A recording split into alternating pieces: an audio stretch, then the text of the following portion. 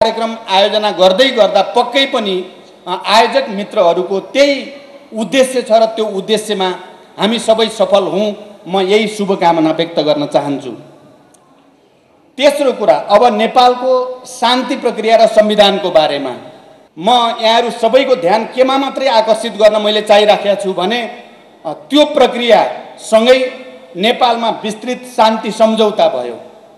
विस्तृत शान्ति सम्झौतामा 7 राजनीतिक दल र उनीहरूको सरकार जो त्यति बेला थियो त्यो सरकारको तर्फबाट नेपाली कांग्रेसका तत्कालीन सभापति गिरिजाप्रसाद कोइरालाले हस्ताक्षर गर्नुभयो भने नेकपा माओवादीको तर्फबाट मैले हस्ताक्षर गरेँ र नेपालमा एउटा आफ्नै मौलिक प्रकृतिको शान्ति प्रक्रिया शान्ति अभियान अगाडि आयो। हामीले त्यति बेला त्यो विस्तृत शान्ति सम्झौता गर्दै गर्दा र हामीले अन्तरिम संविधान यो बीचको कालको निम्ति संविधान बनाउँदै गर्दा एउटा प्रतिबद्धता हामीले के गर्यौं भने जबसम्म संविधान सभाबाट संविधान बन्ने छैन तबसम्म हामी एउटा राष्ट्रिय सहमतिबाटै जानेछौं र सहमतिको बाटो गरेर नै हामी यो प्रक्रियालाई टुङ्गोमा पुर्याउने छौं र संविधान नयाँ संविधान बनिसकेपछि हामी फेरि आपसमा प्रतिस्पर्धा गर्नेछौं। आफ्नो विचार अनुसार आफ्नो राजनीति अनुसार आफ्नो दर्शन अनुसार हामी प्रतिस्पर्धामा जानेछौं। यो सहमति हामीले विस्तृत शान्ति सम्झौता गर्दा गिरिजाप्रसाद कोइराला र मैले हस्ताक्षर गर्दै गर्दा त्यही स्पिरिटमा हामीले गर्यौं। अन्तरिम संविधान हामीले बनाउँदै गर्दा पनि हामीले संविधान सभाबाट संविधान नबनेसम्म हामी साथै जानेछौं, सहमतिबाटै जानेछौं भनेर हामीले अन्तरिम संविधानमा हस्ताक्षर गर्यौं। तर संविधान सभाको निर्वाचन भइसकेपछि हामीले त्यो राष्ट्रिय सहमतिको बाटोबाट अगाडि जाने जुन प्रक्रिया र प्रतिबद्धता हामीले गरेका थियौं सुरु गरेका थियौं त्यसबाट हामी कहीं न कहीं विचलित भयौं। म अहिले कसैलाई आरोप लगाउन चाहन्न, म अहिले कसैलाई आलोचना गर्न पनि चाहन्न। कहीं न कहीं हामी संविधान सभाको निर्वाचनपछि त्यसको परिणाम घोषणा भइसकेपछि हामीहरू त्यो सहमतिको यात्रा जो संविधान सभाबाट संविधान नबन्दासम्म शान्ति प्रक्रियालाई एउटा निष्कर्षमा नपुर्याउँदासम्म हामी अगाडि बढ्नेछौं भनेका थियौं। त्यो सहमतिबाट हामी विचलित भयौं। त्यसकारण गएको झन्डै 3.5 वर्ष अब पुग्दैछ। यो 3.5 वर्ष हाम्रो त्यो ऐतिहासिक प्रतिबद्धताबाट विचलनकै कारण हामीले निष्कर्षमा पुर्याउन सकेका छैनौं, पुर्याउन सकेनौं। त्यसकारण अहिले अब हामीलाई एउटा ऐतिहासिक अवसर पनि छ शान्ति प्रक्रियालाई निष्कर्षमा पुर्याउने। हामीलाई एउटा ऐतिहासिक अवसर छ, एउटा संविधान जनताले चाहेको संविधान परिवर्तनलाई संस्थागत गर्ने संविधान अथवा संघीय गणतन्त्र नेपालको संविधान निर्माण गर्ने अवसर पनि छ र हामीलाई चुनौती पनि छ। यो अवसर हामीले ठीक ढंगले सदुपयोग गर्न सकेनौं भने निकै अप्ठ्यारोमा देश पर्न सक्छ भन्ने खतराको पनि हामीलाई महसुस छ। राजनीतिक दलहरू पछिल्लो चरणमा हामीले सहमतिको धेरै कुरा गरेका छौं। शान्ति र संविधानको निम्ति सहमतिको विकल्प छैन हामीले धेरै भनेका छौं र फेरि पनि हामी सरकार निर्माणमा सहमति जुटाउन हामी यो पटक पनि सफल भएनौं। सरकार त हामीले जनतन बनायौं एउटा प्रक्रियामा गएर, तर सैद्धान्तिक रूपमा म के देख्छु भने यो पटक पार्टीहरू शान्ति र संविधानमा सहमति जुटाउनु पर्छ भन्नेमा पहिले भन्दा धेरै गम्भीर छन्। यस अर्थमा म हाम्रो पार्टीको तर्फबाट सधैँ मैले के भन्ने गरेको छु भने पहिले भन्दा आशा गर्ने र विश्वास गर्ने ठाउँ छ। यो पटक शान्ति प्रक्रियालाई हामी निष्कर्षमा पुर्याउन सक्छौं। यो पटक हामी संविधानको मस्यौदा बनाएर एउटा नयाँ संविधान घोषणातिर अगाडि जान सक्छौं।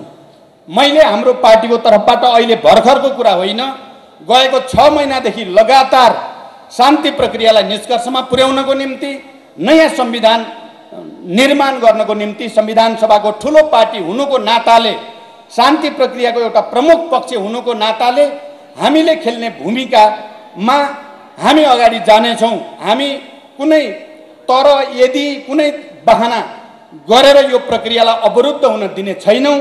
हाम्रो हिस्साको जिम्मेदारी ठूलो पार्टी हुनुको नाताले खेल्नुपर्ने भूमिका हामी खेल्नेछौं। तपाई हामीले देखिरहेकै छौं पछिल्लो चरणमा आएपछि खास गरी बाबुरामजीको नेतृत्वमा सरकार बनिसकेपछि बन्ने प्रक्रियामा पनि हामीले 45 दिन भित्र शान्ति प्रक्रियालाई एउटा निष्कर्षमा पुर्याउने कुरा, संविधानको मस्यौदा बनाउने प्रतिबद्धता हामीले व्यक्त गर्यौं र सरकार बनेको लगत्तै हामीले केही पहल कदमी हामीले लियौं, जसको निकै ठुलो प्रभाव र तरङ्ग नेपालमा पर्यो र अन्तर्राष्ट्रिय रूपमा पनि पर्यो भन्ने कुरा यहाँहरूलाई थाहा छँदैछ। मैले लामो व्याख्या गर्नु पर्दैन। नयाँ दिल्लीमा बसेर राजनीतिक दलहरूको बीचमा छलफल भएर सम्पन्न भएको ऐतिहासिक तथ्य यो सर्वविदितै छ र त्यसमा भारत सरकारको सदासहायता सहयोग नभएको भए 12 बुँदे समझदारी आउँदैनथ्यो। भारतसँग नेपालका राजनीतिक दलहरूको र अझ भन्ने हो भने विद्रोही माओवादीको पनि राम्रो समझदारी नभएको भए 12 बुँदे समझदारी सम्भव थिएन।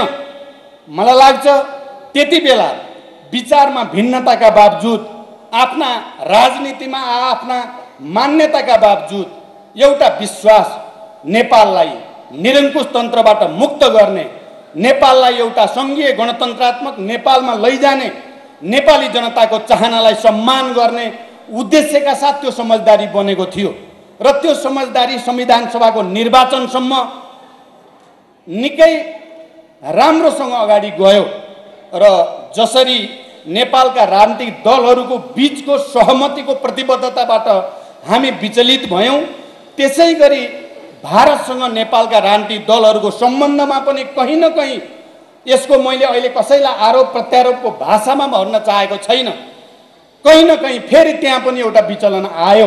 नेपालका राजनीतिक दलको सम्बन्धको सन्दर्भमा पनि 12 बुँदे समझदारीको बेलामा हाम्रो जस्तो विश्वास थियो, भिन्नताका बावजुद त्यो विश्वास फेरि कायम गर्न जरुरी छ। यदि साँच्चै नेपालमा दिगो शान्ति, नेपालमा समृद्धि, किनकि नेपालको विकास र शान्ति एकअर्कासँग जोडिएका छन् र अहिले भारतको जस्तो आर्थिक प्रगति छ, हाम्रो उत्तर छिमेक चीनको पनि जस्तो आर्थिक प्रगति छ, त्यो प्रगतिबाट हामीले फाइदा उठाउने र भारतीय नेताहरूले आज जसरी बताउनु भयो या बताउँदै आउनु भएको छ, त्यसरी नै एउटा स्थिर र समृद्ध नेपाल नै भारतको हितमा छ भन्ने विश्वासको साथ अगाडि बढ्दा हामीले फेरि हिजोको त्यो समझदारी, हिजोको त्यो विश्वासमा हामी फर्किन जरुरी छ। त्यहाँबाट नेपाली जनताको, नेपालका राजनीतिक दलको चिन्ता के हो, उनीहरूको आवश्यकता के हो, त्यसमा कसरी सहयोग पुग्न सक्छ भन्ने कुरा भारतले र नेपालले, भारतको चिन्ता के हो, भारतको चासो के हो, उसको सुरक्षा चिन्ता कहाँनिर हो, आर्थिक चिन्ता कहाँनिर हो, छिमेकीसँगको सम्बन्धको चिन्ता कहाँनिर हो भन्ने कुरा एक अर्काले सहयोग गर्ने एउटा ऐतिहासिक युगको जो सुरुवात 12 बुँदे समझदारीबाट नयाँ ढङ्गले भएको थियो, त्यसलाई निरन्तरता दिने र सुदृढ गर्ने आवश्यकता छ। एकचोटि यो आयोजनाको लागि सूर्य भुषालजी लगायत आयोजक मित्रहरूलाई धन्यवाद दिँदै र यसले एउटा अभियान जो परिकल्पना गरेको छ, नेपाल भारत सम्बन्धलाई पनि ठिक ढङ्गले विश्लेषण गर्ने, आम जनतामा एउटा जागरण पैदा गर्ने र नेपालको शान्ति प्रक्रिया र संविधान निर्माण प्रक्रियालाई निष्कर्षमा पुर्याउन सबै सकारात्मक शक्तिहरूलाई एक ठाउँमा ल्याउने जो उद्देश्य राखेको छ, त्यसको सफलता प्राप्त होस् भन्ने कामना गर्दै बिदा हुन्छु। हस्त, धन्यवाद, अभिवादन। Help take Nepal-India ties to a new height. Saying this, I now like to call upon President of NUDAPA and Ms. Dawa Chiring Sherpa to present souvenir to our chief guest, His Excellency and special guests from India.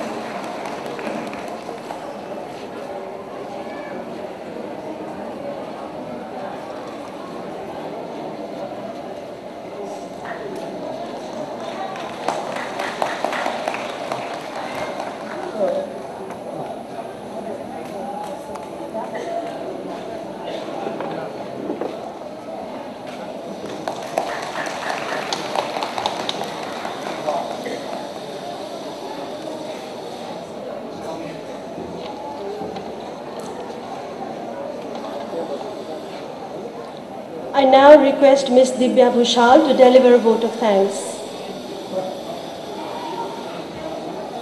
Our Honorable Chief Guest, Maoist Mr. Singh, and former DPM Upendra Yadav, and member of UCPN Krishna Bahadur Mara, and ladies and gentlemen, I would like to thank all of our guests who managed to be here despite all your busy schedule. Being a Nepali teenager, I came to realize that India, as its immediate neighbor, has always wished for peace and prosperity of Nepal. It has been supporting Nepal for the completion of twin tasks of constitution, writing and peace process. Presence of members of parliament of both the countries at a single forum will be helpful for these tasks.